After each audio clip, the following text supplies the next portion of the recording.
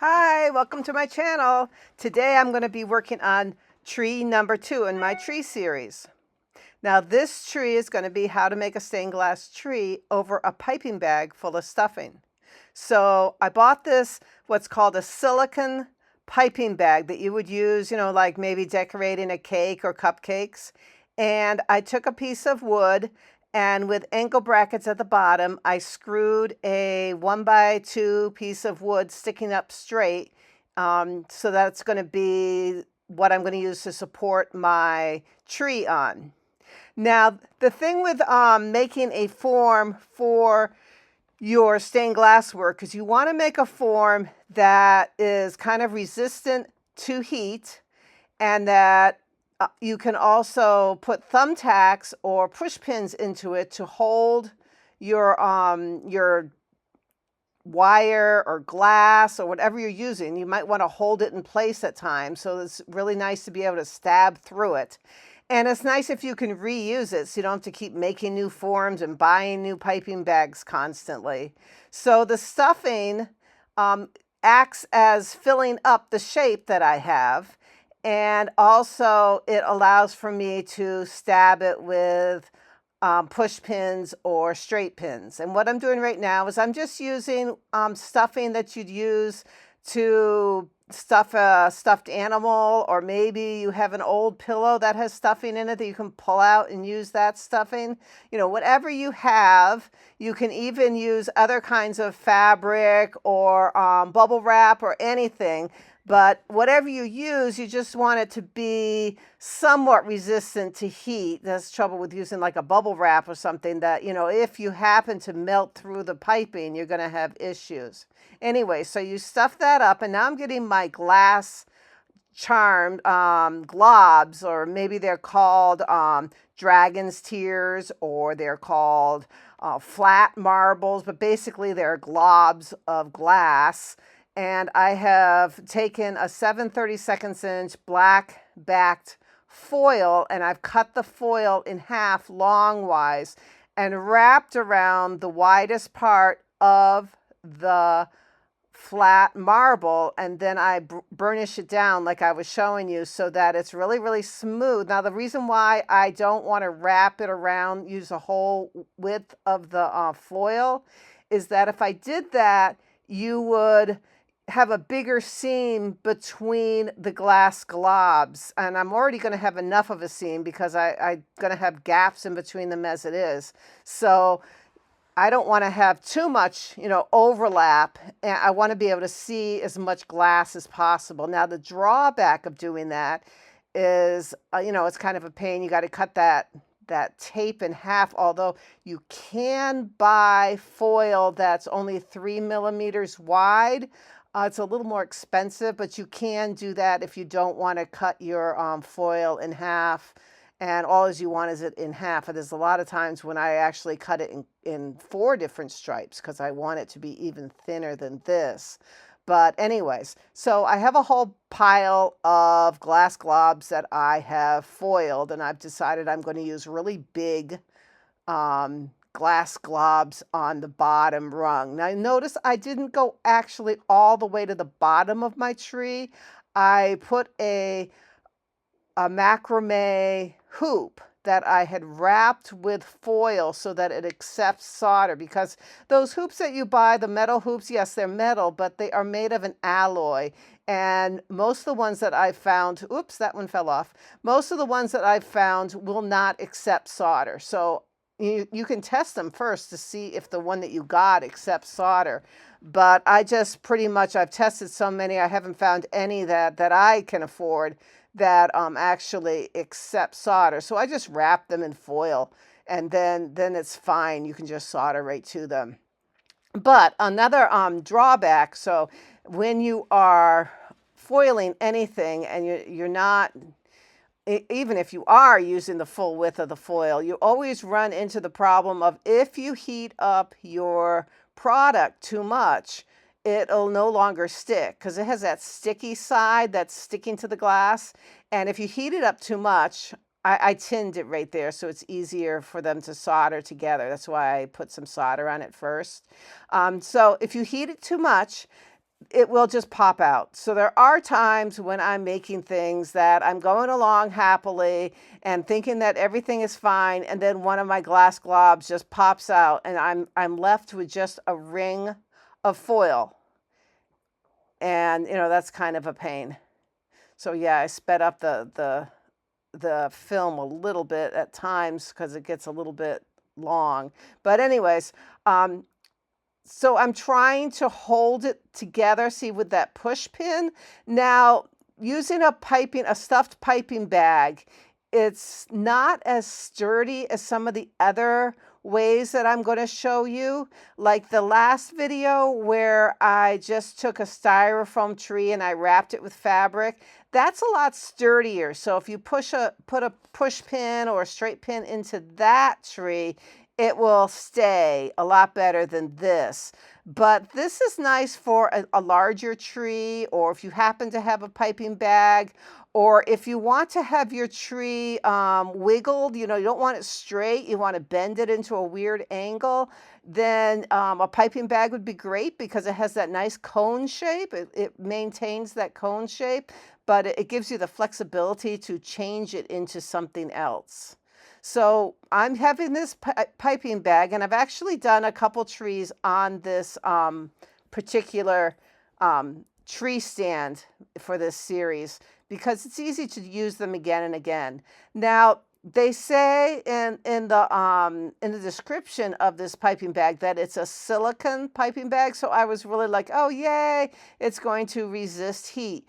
It does resist heat, but not that great. It does melt pretty easily if you get your iron on it. I think later on I will show you an area where I obviously touched the iron to the piping bag and it put a little hole in it. But it's still very, very usable. It's a nice cone shape, and it's a symmetrical cone shape that you can easily find. I mean, this one I think it came in a 2-pack, so they're not very expensive, and you can have fun with it, and you don't have to buy that styrofoam tree form to use. So it's really whatever you want. So yeah, there's pros and cons with everything.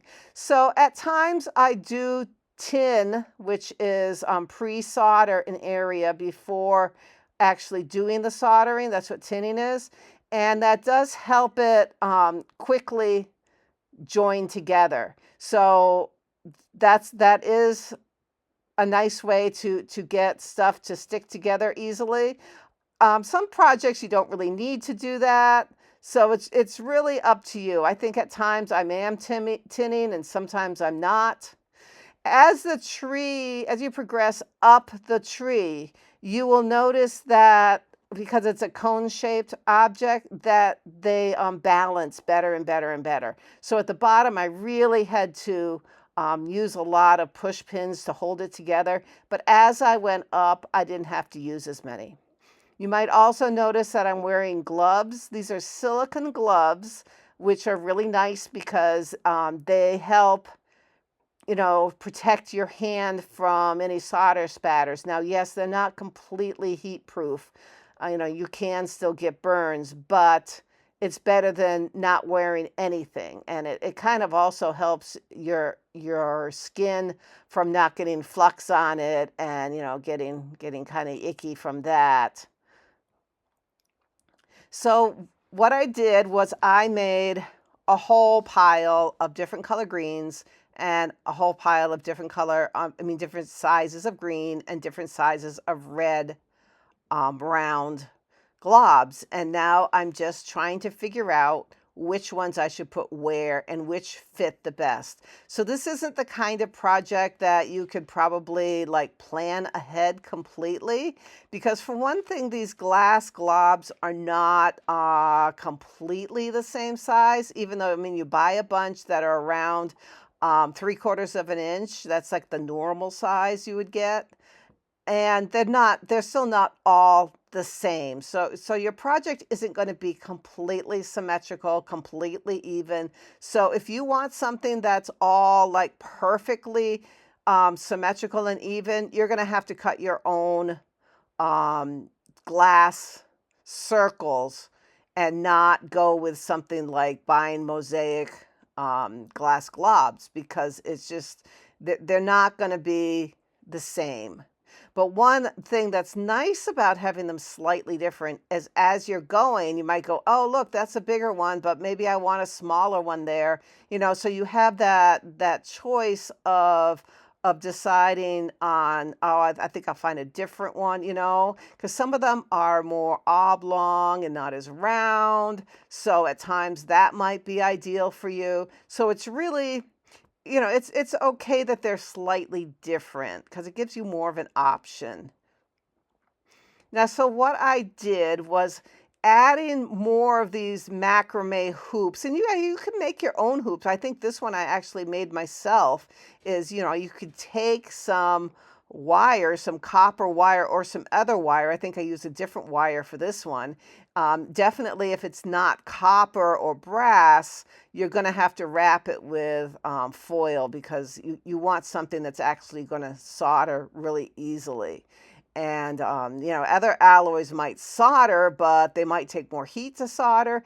And you don't want to use more heat because you don't want to heat up your foil very much. So you want something that doesn't take a lot of heat.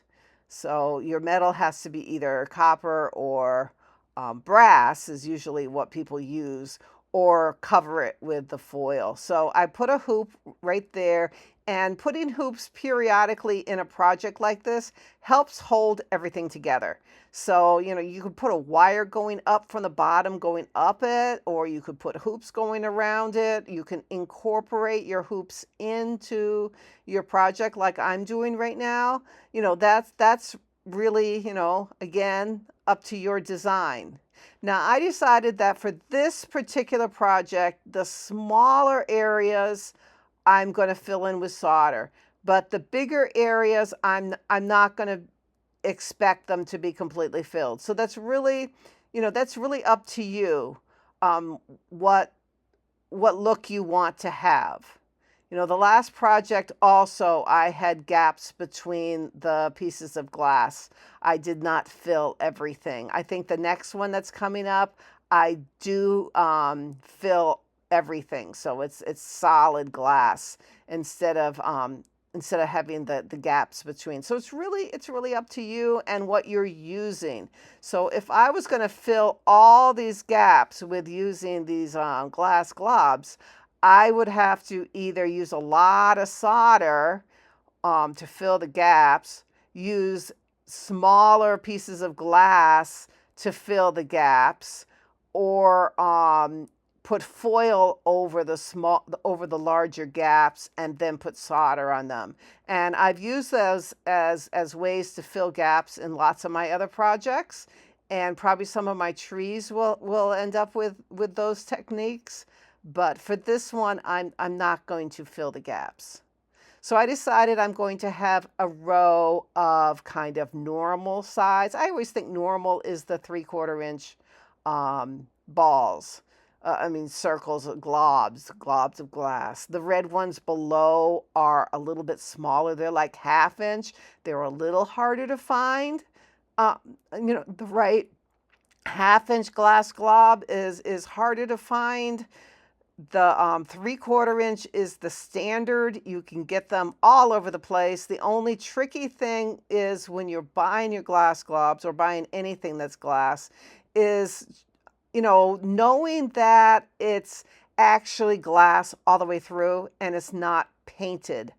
A lot of your glass globs that you get for like fishing aquariums and stuff like that are painted, and they still look the same. It's just that they can, while you're working on them, the paint can scratch off, or the heat itself can make the paint come off. And sometimes the paint that they use isn't even like completely even. So like the underneath of your glass globs might be like a little bit overlaps of different layers of the color. So you can tell that way that it's also not a purely glass It's not glass that was already red before they made globs. It was like white clear globs that they then dyed. And sometimes the description will say that they're dyed glass, but often they don't even say that. They just call it glass, and you don't know until you buy it, that it's not really probably going to work out for you very, very well. Like there's some colors, like especially the purples are kind of hard to find for some reason, and I find that more of them are dyed instead of being the glass being purple to begin with. I don't know why, it just seems to be that way, but I try to find glass that I like, and if I find a brand that I like, I keep using that brand. But yeah, sometimes you find a really good price on glass, so you go, well, I guess I'll try it. Yeah, that right there, I burned a little hole. You might have seen right there on the above that one. Yeah, that was a little burn hole. So sometimes I try it and then I'm like, ah, bummer. And then I have to find something else to do with them or return them. If it's something I ordered or bought locally, I can, return them. But, it's kind of a bummer. And you don't always know by the price. You might think, oh, well, if they're more expensive, they might be better glass. Well, not necessarily, unfortunately. That's just not necessarily a thing. When you get to the end of a circle like I am right now, it's always like, oh, I hope it's going to, meet all the way. But since I'm doing like every other space was another glass, that was pretty obvious that they were going to fit. But like this row, I'm not putting a green glob necessarily in between every two red ones because it wasn't working out that way. So when you get to the end of a run going around your project, you might find that it's not really working perfectly. And then sometimes I have to take one off or a couple off and then just kind of space them a little differently to eat up the difference. Because, it's really kind of hard to tell because, as you know, we're working with irregular, I can't even measure because they're irregular pieces of glass, and you never really know. So you can see right there on the left-hand side, there's kind of a slash. That's where my iron slipped and I burned a little hole in the piping bag. You're obviously not going to expect this piping bag to be waterproof or anything when you're done. You're just using it as something to work off of. So, if you have a little holes here and there, that's really not the end of the world. So basically, I just kept going around and around my tree until I got to the top. And then I took it off this cone to finish the top and to reinforce by going inside of it and reinforcing any areas that looked like they were a little bit on the weaker side. At one point, the whole top of this tree fell off, which was pretty depressing. And I had to remake areas and reattach it. But I didn't film all of that because it was, kind of sad.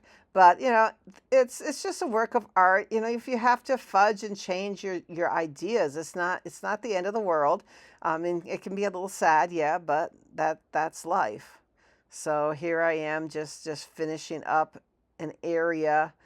I really love these little round red ones. I think they're just really pretty. The brand was really nice, and I'll put the brand of these particular glass in my description page so you can see what they are in case you want to get these glass blobs. Of course, I was keeping this all to reds and greens. Now I put the whole tree on its side, and I'm doing the edges and stuff of all these different parts. Now I ended up patinaing this tree, so I wanted to be able to have most of the copper covered with solder so that it would take that copper patina look. But it's okay if I miss areas because the copper patina is pretty much the same color as the copper foil. So I'm not really worried about that. So I'm just going around, and also when there were bigger areas like right there, I did add more glass globs at times when I could, and sometimes I would use a different color. I'd use green instead of red. If that's what it was needed, then I figured that's what it's going to get, because I was just trying to fill areas.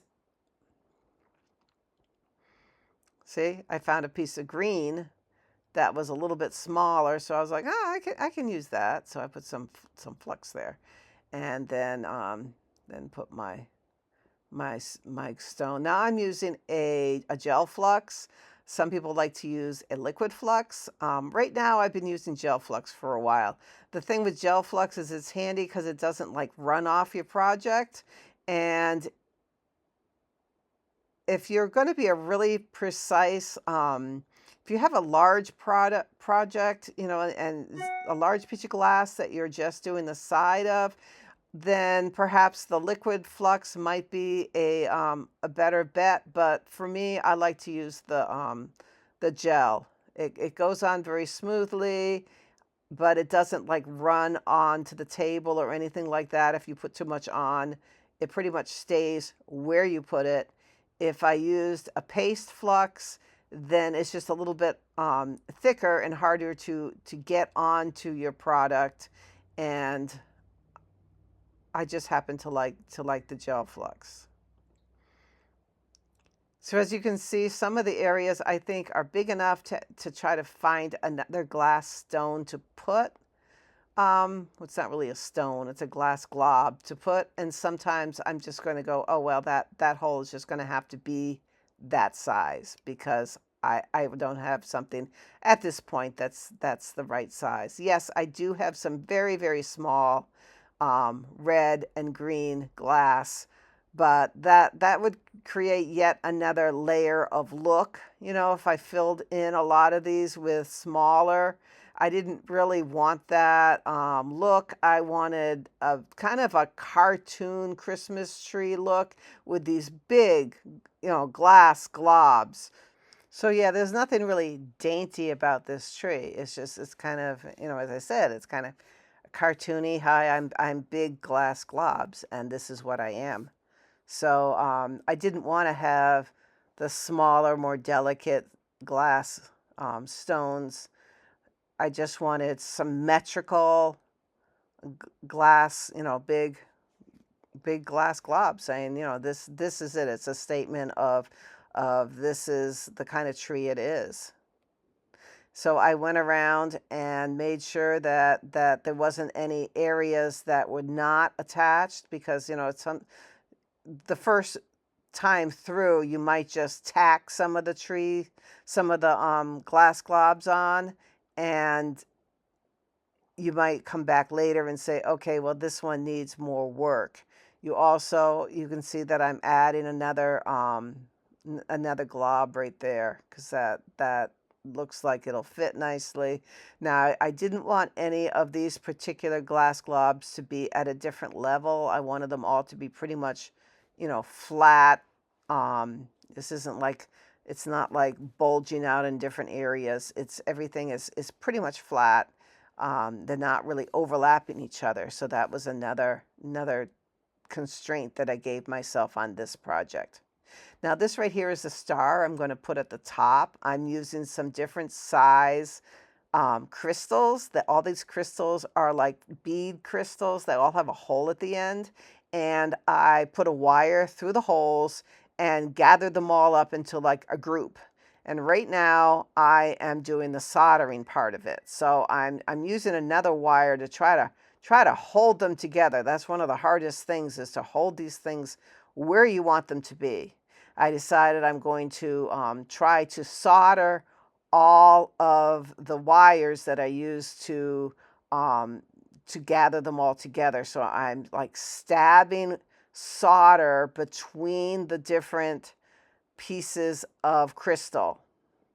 So I'm just like, I put flux all over between them all. And now I'm just kind of gathering up a piece of um,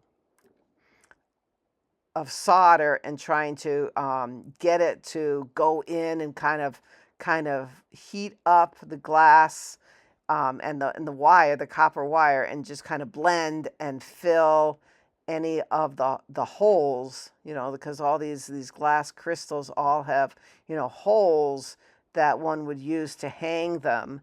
And you can see one of the holes right there, and the wiring I did for it. And I'm trying to like fill the hole with solder, um and also,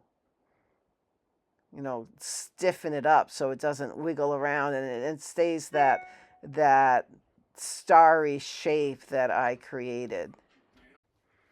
It was kind of a challenge to find the right crystals that I wanted for these projects, and trying to gather them together to make these star shaped like I wanted them to be. Um, I like having the chandelier crystals that you can get. The word chandelier, when you're looking for crystals, is a good word to use, because that means that they're designed to be hung in the air, and thus they will not have a backing on one side. You'll notice a lot of crystals that you can buy. One side of them is like paper, some kind of, or paint, some kind of coating on it, because they're usually used flat on some object. So they're only one-sided, really. Well, for my stained glass work, I either want to do something like this, where it's three-dimensional, and I want to be able to see, all the way through, all the way around the thing, or I want light to go through it. So I hardly ever want a crystal, or any object, that any piece of glass that is opaque on one side. I want it to be translucent so light will go through it.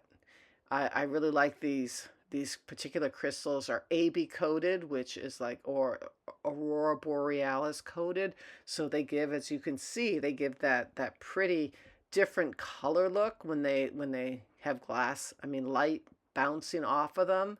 So that's the difference between a clear glass or an AB glass. So the AB glass does have a coating on it, making it have that extra color to the glass, but it's still translucent. You can still get light through it, so you're still going to have the nice lighting effects that you would get with stained glass work. So when you put this up, you will have, a nice twinkle, um, and different colors. So you can see now that stabbing solder into it has made this star keep its shape. And now I am wiring it onto my tree. So what I did was I took copper wire and soldered the copper wire to the glass globs to begin with, like 3 of them, and made them stick up straight. And then I put my star on, and now I'm trying to wrap the wire around, kind of like wind it around the different areas of the star, and then solder. And the idea is, if I do this enough, the star will end up staying on the tree. Now, yeah, this isn't a perfectly symmetrical star. It's kind of an oddball, but I thought it was pretty. So if there's a hole in, or I can get the wire to go between a couple of them, then great. And almost like putting floss between teeth that don't want to get the floss through, because sometimes you just can't get that wire through. Um, but do whatever you can to get it as close as you can. So I can either like wrap it really close, or I'm going to bend the wire into the tree at times, and that will help um, get it really close.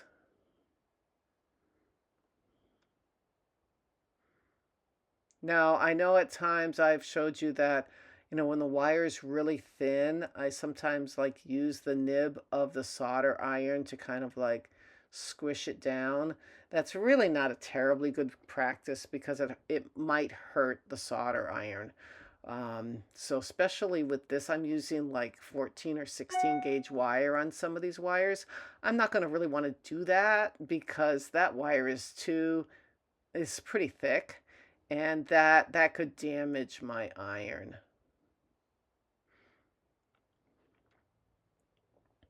I actually ordered a new iron because my iron's like 5 years old, and I think it's just not maintaining the temperature as consistently as I'd like. So I haven't used my new one yet, but I'm going to soon. Not for this tree project. Um, I actually have finished a bunch of trees unless I add more trees to the project. So this is my tree when it's done, and it's really pretty. Happily. Yeah, I guess I ended up not wanting to spray this one with copper patina. I ended up liking the silver look, so I just left it silver.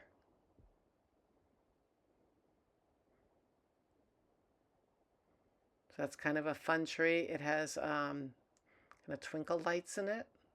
Please subscribe so you can see more of my tree videos because the other trees will be highlighted on different videos. And you can see more of my little collection of trees. And thank you for watching.